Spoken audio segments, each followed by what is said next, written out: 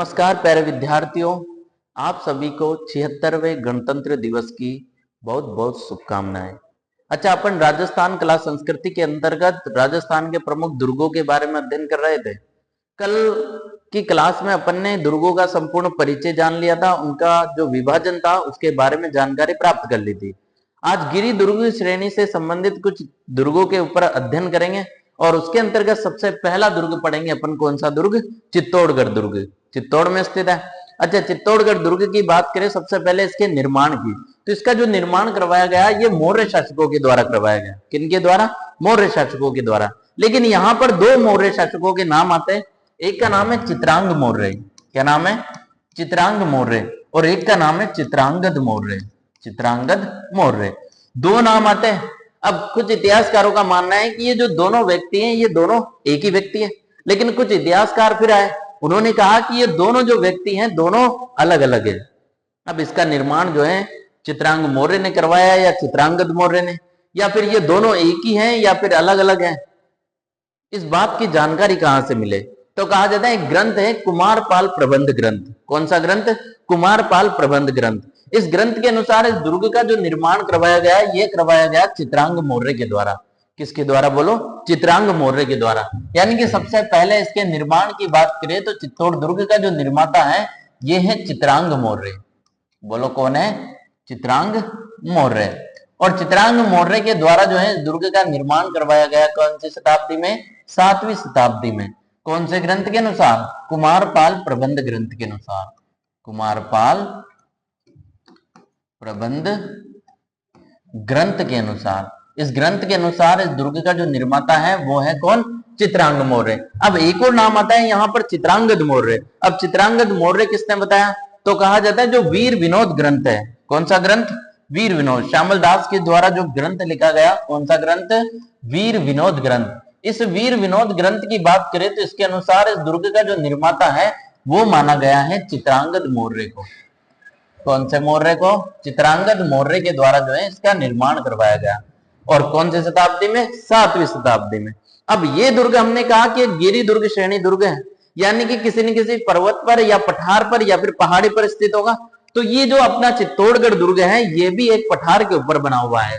और पठार की बात करें तो इस पठार का नाम है मेसा का पठार। बोलो कौन सा पठार? मेसा का पठार। और मेसा के पठार की ऊंचाई की बात करें तो ये है 616 मीटर ऊंचाई पर स्थित है अपने कौन सा दुर्ग? चित्तौड़गढ़ दुर्ग। अच्छा, इसकी बात करें तो ये दुर्ग जो है दो नदियों के संगम पर स्थित है। बोलो कितने नदियों के संगम पर? दो नदियों के संगम पर। एक नदी का नाम आता है गंभीरी नदी।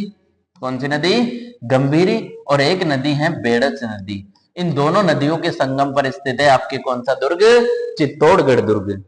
अच्छा, दो नदियों के संगम पर स्थित है यानी कि फिर इसे हम जल दुर्ग की श्रेणी वाला दुर्ग भी कह सकते हैं, लेकिन ऐसा नहीं है।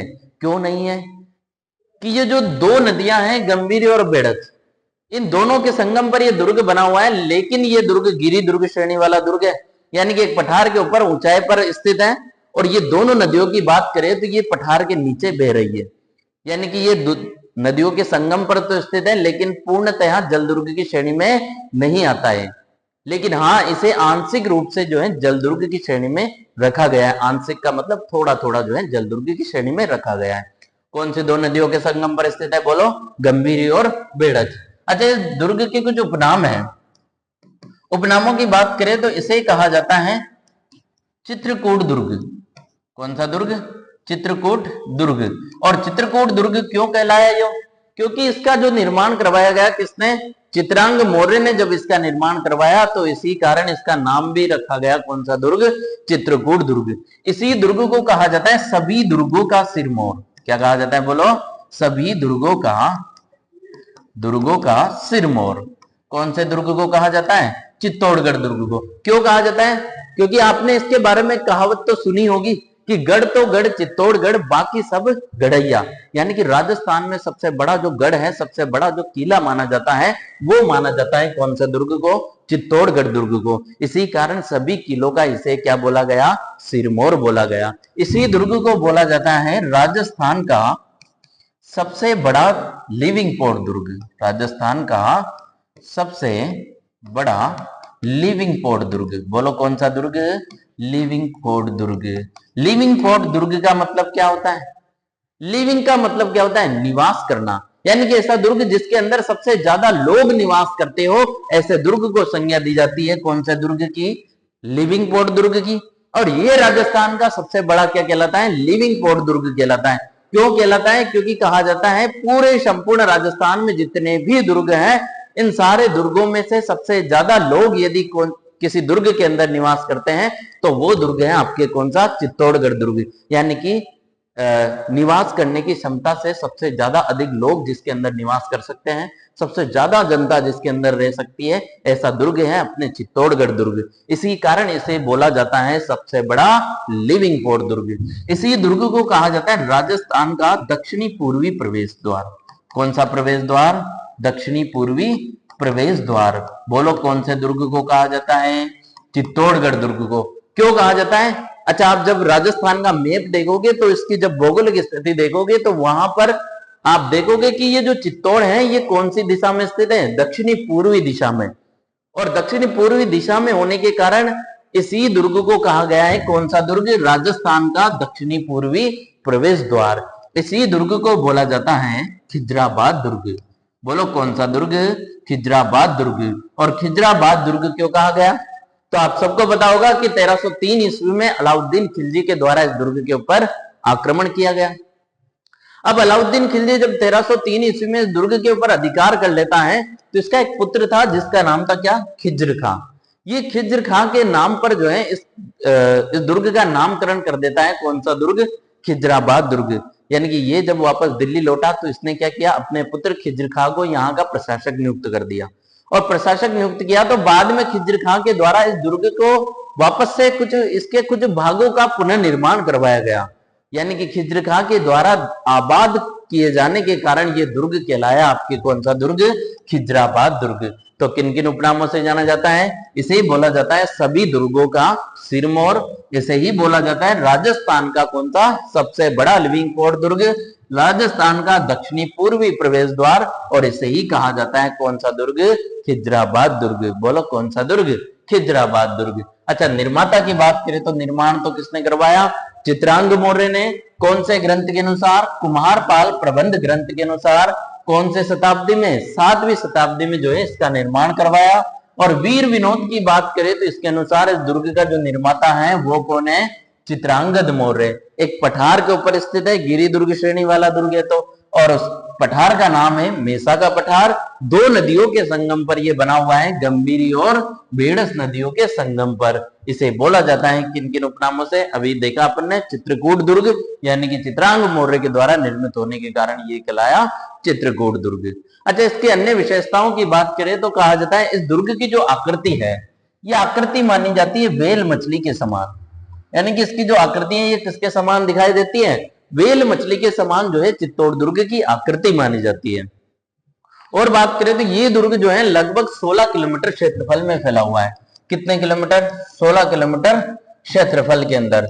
16 किलोमीटर क्षेत्रफल की बात करें तो इसके अंतर्गत जो है 8 किलोमीटर तो इसकी मानी जाती है क्या? लंबाई मानी जाती है, लंबाई। और 2 किलोमीटर इसकी मानी जाती है क्या?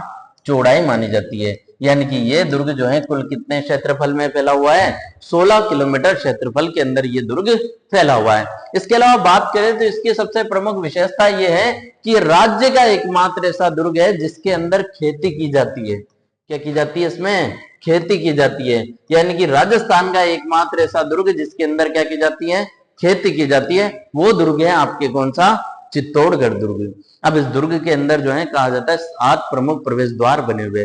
प्रवेश द्वार का मतलब अंदर प्रवेश करने के लिए जो दरवाजे लगे होते हैं, तो इसके अंदर जो है टोटल 7 प्रमुख प्रवेश द्वार बने हुए हैं। कितने प्रवेश द्वार? बोलो 7 प्रवेश द्वार। कितने प्रवेश द्वार? 7। इनमें से पहले प्रवेश द्वार की बात करें तो इसे जो है पाटन पोल के नाम से जाना जाता है। बोलो किसके नाम से? पाटन पोल के नाम से। और पाटन पोल की बात करें तो इसके बगल में, इसके जस्ट बगल में जो है एक स्मारक बना हुआ है और इस स्मारक का नाम है रावत बाघ सिंह का स्मारक। बोलो कौन सा स्मारक? रावत बाघ सिंह का, रावत बाघ सिंह का स्मारक। किसका स्मारक? बाघ सिंह का स्मारक। अच्छा, रावत बाघ सिंह कौन था? तो जब चित्तौड़ दुर्ग का दूसरा शाखा हुआ था दूसरा साका 1534 ईस्वी में, उस समय जो है रावत बाघ सिंह के नेतृत्व में यहाँ के राजपूत योद्धाओं के द्वारा क्या किया गया था, केसरिया किया गया था। इसी रावत बाघ सिंह का जो स्मारक बना हुआ है, ये बना हुआ है कौन से प्रवेश द्वार के पास, पाटन पोल के पास। बोलो कौन से प्रवेश द्वार के पास, पाटन पोल के पास। दूसरे प्रवेश द्वार की बात करें तो ये है भैरव पोल। बोलो कौन सा पोल, भैरव पोल। और भैरव पोल की बात करें तो इसकी विशेषता यह है कि इसके पास में 2 प्रमुख छतरियां बनी हुई है। अच्छा, तीसरा जो प्रवेश द्वार है ये है हनुमान पोल। कौन सा, हनुमान पोल। और भैरव पोल, हनुमान पोल दोनों के मध्य की एक विशेषता है कि यहाँ पर 2 प्रमुख छतरियां बनी हुई है। एक तो छतरी है आपके जयमल राठौड़ की छतरी। किसकी छतरी, जयमल राठौड़ की छतरी। और जयमल राठौड़ की बात करें तो इसकी जो है 16 खंभों की छतरी स्थित है। कितने खंभों की, 16 खंभों की। और एक छतरी है आपके कल्लाजी राठौड़ की छतरी। बोलो किसकी छतरी, कल्लाजी राठौड़ की छतरी। और कल्लाजी की छतरी की बात करें तो ये है 4 खंभों की छतरी। कितने खंभों की छतरी, 4 खंभों की छतरी। किन की छतरी, कल्लाजी राठौड़ की छतरी। अच्छा, इनकी बात करें तो कहा जाता है कल्लाजी राठौड़ जो है, इन्होंने अपने जो चाचा थे, ये चाचा थे इनके कौन, जयमल राठौड़। इन जयमल राठौड़ को अपने कंधे पर बिठाकर जो है अकबर की सेना के साथ युद्ध किया था। इसी कारण कल्लाजी राठौड़ को आपको किसके नाम से जाना जाता है, इन्हें जाना जाता है 4 हाथों वाले लोक देवता के नाम से भी। इन दोनों की जो छतरियां बनी हुई है, ये बनी हुई है कहां पर, एक तो भैरव पोल और एक हनुमान पोल के बीच में बनी हुई है। किन किन की छतरियां, एक तो है जयमल राठौड़ की छतरी और कल्लाजी राठौड़ की छतरी। अच्छा, इसके अलावा बात करें इसका जो नेक्स्ट प्रवेश द्वार है 4थे नंबर का, ये है गणेश पोल। बोलो कौन सा प्रवेश द्वार, गणेश पोल। 5वां जो प्रवेश द्वार है ये कहलाता है जोड़ला पोल। कौन सा, जोड़ला पोल। और 6ठा जो प्रवेश द्वार है ये कहलाता है लक्ष्मण पोल। बोलो कौन सा पोल, लक्ष्मण पोल। और 7वां जो प्रवेश द्वार है ये कहलाता है राम पोल। कौन सा, राम पोल। और राम पोल के सामने भी एक स्मारक बना हुआ है, और ये स्मारक है पत्था सिसोदिया का स्मारक। बोलो किसका स्मारक, पत्था सिसोदिया का स्मारक। कौन से प्रवेश द्वार के सामने है, राम पोल के सामने बना हुआ है। किसका, पत्था सिसोदिया का स्मारक। अच्छा, जब चित्तौड़ दुर्ग के ऊपर 1303 ईस्वी में जो है 1567-68 ईस्वी में जो है अकबर के द्वारा आक्रमण किया था, तो अकबर के 2 सेनापति हुआ करते थे। एक का नाम था जयमल और एक का नाम था फत्ता। तो पत्था, जयमल, इन दोनों के नेतृत्व में यहाँ पर राजपूत योद्धाओं ने क्या किया था, केसरिया किया था। तो पत्ता सिसोदिया का जो स्मारक बना हुआ है ये बना हुआ है कौन से प्रवेश द्वार के सामने, राम पोल के सामने। बोलो कौन से प्रवेश द्वार के सामने, राम पोल के सामने। यानी कि पूछा जाए चित्तौड़ दुर्ग के अंदर जो है कितने प्रवेश द्वार बने हुए हैं, तो यहां पर बने हुए हैं कितने, 7 प्रमुख प्रवेश द्वार। और 7 प्रमुख प्रवेश द्वारों की विशेषता क्या है कि पहला जो प्रवेश द्वार है ये कहलाता है पाटन पोल। और पाटन पोल के पास में बना हुआ है किसका स्मारक, रावत बाघ सिंह का स्मारक। भैरव पोल और हनुमान पोल के बीच में 2 प्रमुख छतरियां बनी हुई है, एक तो जयमल राठौड़ की छतरी और एक है कल्लाजी राठौड़ की छतरी। चौथा जो प्रवेश द्वार है ये गणेश पोल कहलाता है। 5वां प्रवेश द्वार जोड़ला पोल। 6ठा जो प्रवेश द्वार है ये कहलाता है लक्ष्मण पोल। और 7वां प्रवेश द्वार राम पोल के नाम से इसे जाना जाता है। और इसके सामने एक स्मारक बना हुआ है, और ये स्मारक है आपके कौन सा, पत्था सिसोदिया का स्मारक। अच्छा, ये तो बात हुई इनके प्रवेश द्वारों की। नेक्स्ट बात करते हैं इस दुर्ग के इतिहास के बारे में। अच्छा, इस दुर्ग के अंदर कहा जाता है 3 प्रमुख शाखे हुए। कितने शाखे हुए, 3 शाखे। कितने शाखे, 3 शाखे। और 3 शाखों की बात करें तो ये जो है, अच्छा पहली बात तो कि शाखा क्या होता है, एक शब्द है यहाँ पर शाखा।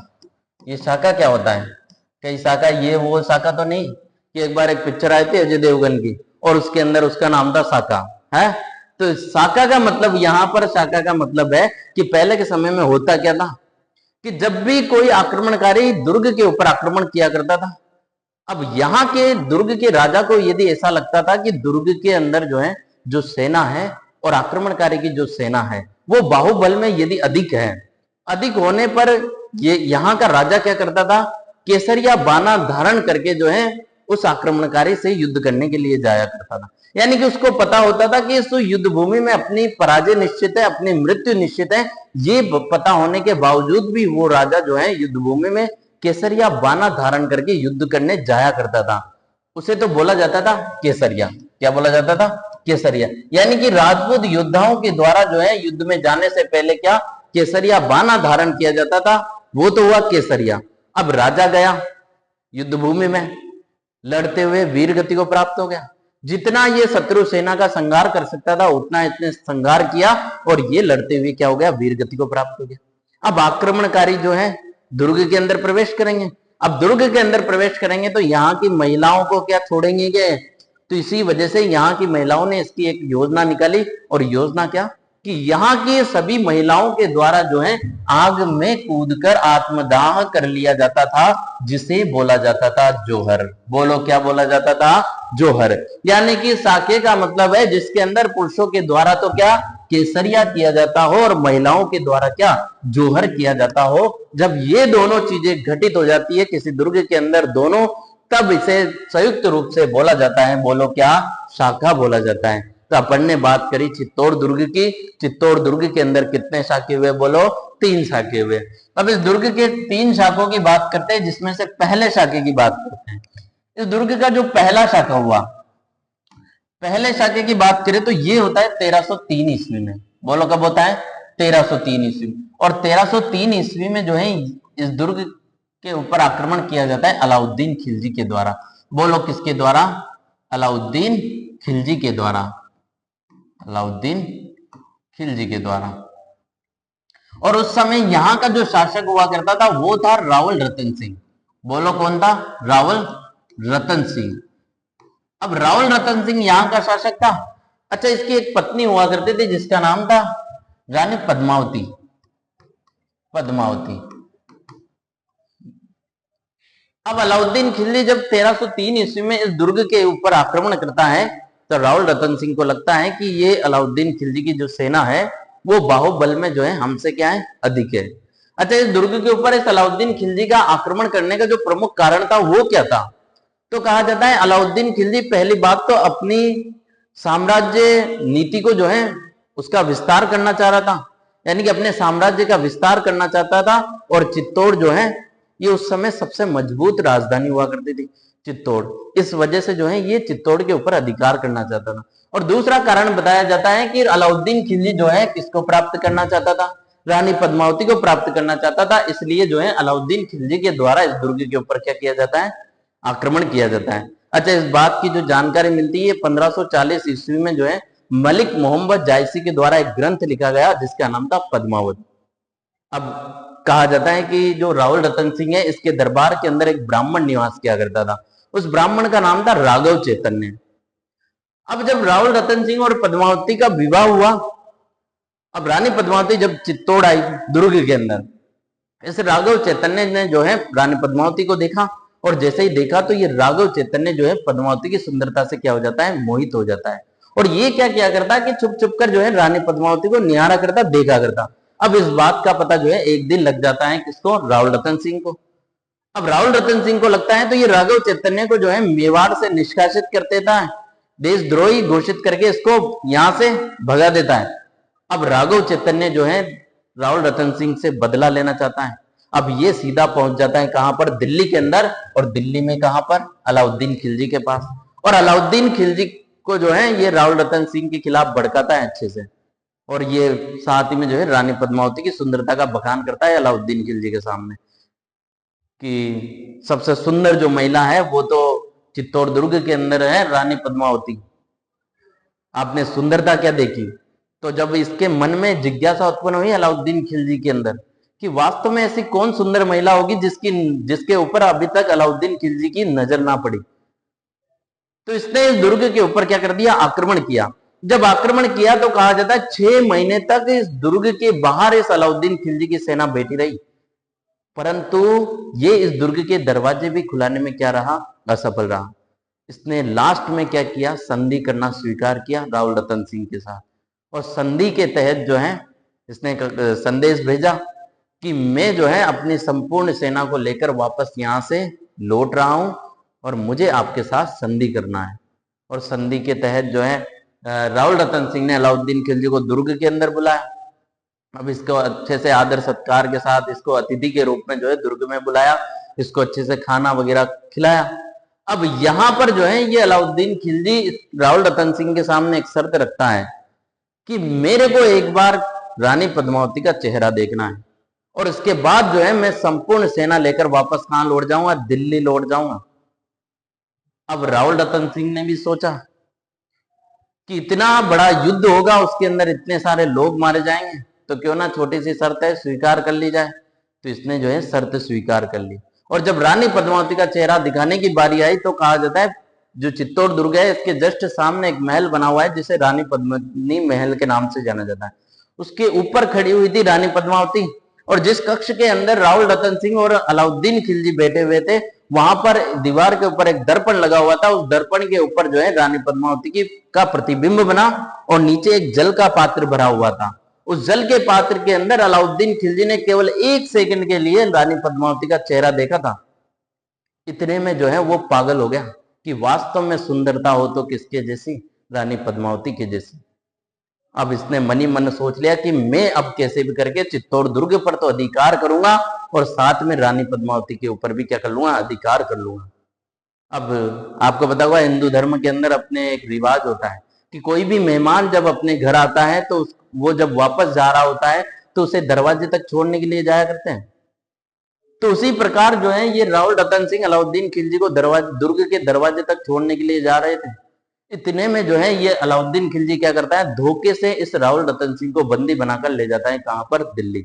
और वहां से संदेश भेजता है कि अगर 10 दिन के अंदर रानी पद्मावती दिल्ली नहीं आई तो यहां से राहुल रतन सिंह का शीश काट कर कहां भेज दिया जाएगा, चित्तौड़ भेज दिया जाएगा। अब इधर जो है रानी पद्मावती के दिमाग में संशय उत्पन्न हुआ कि अब क्या किया जाए। कहा जाता है रानी पद्मावती जितनी सुंदर हुआ करती थी उतनी ही जो है युद्ध नीति में पारंगत भी हुआ करती थी। तो इधर से जो है रानी पद्मावती ने भी संदेश भिजवाया कहां पर, दिल्ली में अलाउद्दीन खिलजी के पास कि रानी पद्मावती दिल्ली आने के लिए क्या है, तैयार है, परंतु इसकी 2 शर्तें हैं। और 2 शर्तें क्या कि पहली शर्त तो कि रानी पद्मावती अकेली दिल्ली नहीं आएगी, वो अपनी 1600 दासियों के साथ जो है दिल्ली आएगी। और दूसरी शर्त कि जैसे ही रानी पद्मावती दिल्ली पहुंचेगी तो राहुल रतन सिंह को क्या कर दिया जाएगा, रिहा कर दिया जाएगा और रानी पद्मावती से मिला दिया जाएगा। अब उधर अलाउद्दीन खिलजी को जैसे ही संदेश मिला कि रानी पद्मावती स्वयं जो है दिल्ली आने के लिए तैयार है तो ये तो जो है खुश हो गया, प्रसन्न हो गया और प्रसन्न होकर इसने जो है दोनों शर्तें क्या कर ली, स्वीकार कर ली। अच्छा, अलाउद्दीन खिलजी तो प्रसन्न हो गया, साथ में इसके जो सैनिक थे ये भी खुश हो गए कि रानी पद्मावती दिल्ली आ रही है और साथ में 1600 दासियां भी ला रही है। अब इधर जो है ये तो बढ़िया से आराम से इंतजार कर रहे हैं कि रानी पद्मावती दिल्ली आए, दासिया दिल्ली आए। इनको पता नहीं कि इधर षड्यंत्र चल रहा है। अब इधर जो है डोलियां तैयार हुई दिल्ली ले जाने के लिए रानी पद्मावती को। अब आप सबको पता है पहले के समय में होता क्या था कि डोलियों से यात्रा की जाती थी महिलाओं के द्वारा।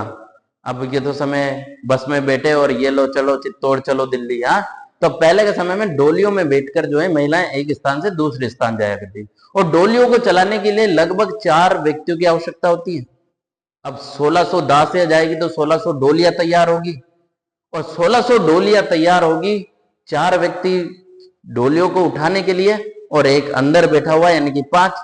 कहा जाता है रानी पद्मावती ने क्या किया कि डोलियों के अंदर जो है दासियों को बिठाने की बजाय उसने सैनिकों को महिलाओं की वेशभूषा धारण करवाए और डोलियों के अंदर बिठा दिया। अब डोलियों के अंदर जब बैठी तो इधर लगभग कितने लोग हो गए, लगभग 7000 की जनसंख्या लेकर जो है रानी पद्मावती दिल्ली के ऊपर आक्रमण कर देती है। अब उधर अलाउद्दीन खिलजी तो मस्त होकर बैठा हुआ कि रानी पद्मावती जो है क्या दिल्ली आ रही है। उसको पता ही नहीं कि इधर जो है षड्यंत्र के तहत जो है सैनिक आ रहे हैं। तो जैसे ही रानी पद्मावती दिल्ली पहुंचती है तो इस शर्त के अनुसार राहुल रतन सिंह को क्या कर दिया जाता है, रिहा कर दिया जाता है। और जैसे ही राहुल रतन सिंह को रिहा किया जाता है तो यहाँ पर गोरा और बादल के नेतृत्व में एक घमासान युद्ध होता है और उस युद्ध में जो है रानी पद्मावती राहुल रतन सिंह को छुड़ाकर वापस कहां पर, चित्तौड़ लाने में सफल हो जाती है। अब इसके बाद जो है कहा जाता है अलाउद्दीन खिलजी को इस बात का पता लगा। अब अलाउद्दीन खिलजी को बात का पता लगा कि रानी खुद आई दिल्ली और अपने राजा को छुड़ा कर ले गई। इससे बड़ी शर्म की बात तो कोई हो ही नहीं सकती अलाउद्दीन खिलजी के लिए। तो अलाउद्दीन खिलजी जो है दुगनी सेना लेकर वापस से जो है चित्तौड़ दुर्ग के ऊपर आक्रमण कर देता है। इधर भी जो है राहुल रतन सिंह सोचता है कि कहां तक युद्ध को टाला जाए, क्यों ना अब तो युद्ध किया जाए। तो राहुल रतन सिंह के नेतृत्व में यहाँ के समस्त राजपूत योद्धाओं ने जो है केसरिया बाना धारण करके इस युद्ध में भाग लिया और युद्ध करते हुए ये क्या हो जाते हैं, वीर गति को प्राप्त हो जाते हैं। और यहाँ की जितनी भी महिलाएं थी उनके द्वारा रानी पद्मावती के नेतृत्व में क्या किया जाता है, जोहर किया जाता है। बोलो क्या किया जाता है, जोहर। लगभग 1600 दासियों के द्वारा, 1600 महिलाओं के द्वारा जो है यहाँ पर रानी पद्मावती के नेतृत्व में जो है जोहर किया जाता है। और ये कहलाया राजस्थान का ऐतिहासिक शाखा, यानी कि सबसे ज्यादा महिलाओं ने जिस शाखा के अंदर जोहर किया, ऐसा शाखा था चित्तौड़ दुर्ग का पहला शाखा। यानी कि पहले शाखा के अंदर केसरिया जो धारण किया गया वो किसके नेतृत्व में, रावल रतन सिंह के नेतृत्व में, और जोहर जो है रानी पद्मावती के नेतृत्व में किया गया। आक्रमणकारी कौन था, अलाउद्दीन खिलजी। अच्छा, दूसरे शाखे की बात करें तो यह हुआ 1534 ईस्वी में। बोलो कब, 1534 ईस्वी में।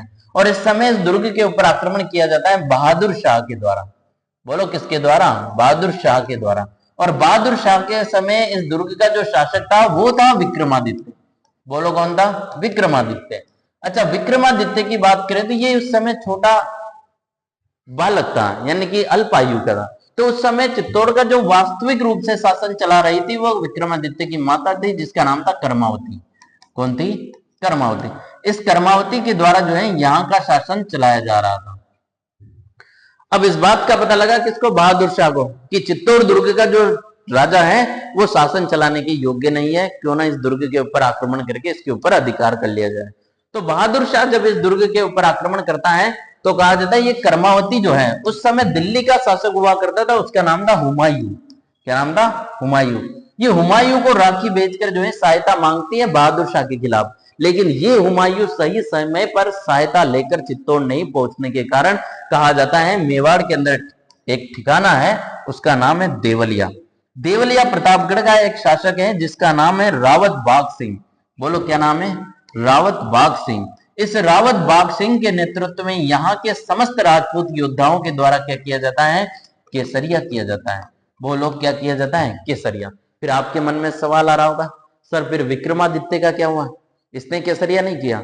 तो ये अल्प अवस्था में था और अल्प आयु में होने के कारण कहा जाता है इसे दुर्ग से सुरक्षित बाहर निकाल दिया जाता है और इन्हें जो है अपने ननिहाल, इनका ननिहाल था बूंदी के अंदर, यहाँ पर भेज दिया जाता है। और रावत बाघ सिंह के नेतृत्व में यहाँ के समस्त राजपूत योद्धाओं के द्वारा क्या किया जाता है, केसरिया किया जाता है। और माता कर्मावती के नेतृत्व में यहाँ की महिलाओं के द्वारा क्या किया जाता है, जोहर किया जाता है। बोलो क्या किया जाता है, जोहर किया जाता है। इस प्रकार से इस दुर्ग का जो है कौन सा शाखा, दूसरा शाखा संपन्न होता है। किसने किया आक्रमण, बहादुर शाह के द्वारा, लेकिन यहां पर शासक था विक्रमादित्य, लेकिन विक्रमादित्य ने क्या नहीं किया, केसरिया नहीं किया। फिर किसने किया, तो रावत बाघ सिंह के नेतृत्व में यहाँ के राजपूत योद्धाओं के द्वारा केसरिया किया गया और कर्मावती के नेतृत्व में महिलाओं ने क्या किया, जोहर किया गया। तो ये तो हुआ इस दुर्ग का दूसरा शाखा।